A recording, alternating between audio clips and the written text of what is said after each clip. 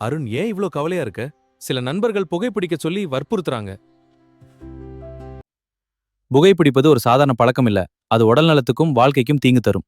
அது தெரியும். ஆனா நண்பர்கள் என்ன கேலி செய்றாங்க. நண்பர்கள் சொல்றாங்கன்னு தவறான பழக்கத்தை ஏற்றுக்கொள்ள முடியாது. அதுதான் சரியான முடிவு.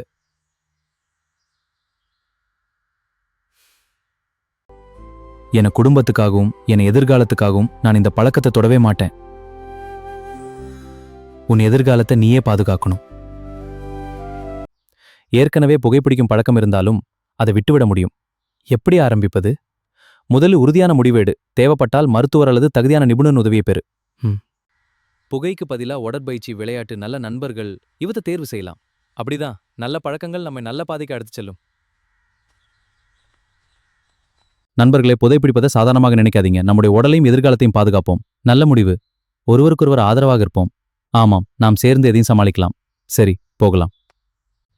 புகை இல்லாத வாழ்க்கை, சுத்தமான காற்று, ஆரோக்கியமான எதிர்காலம். நம்மிடமிருந்தே இந்த மாற்றத்தை ஆரம்பிக்கலாம்.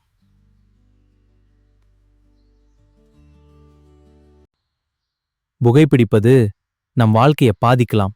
அதனால் புகையை தவிர்ப்போம். பழக்கம் இருந்தால் உதவி பெற்று விட்டுவிட முயற்சி செய்வோம்.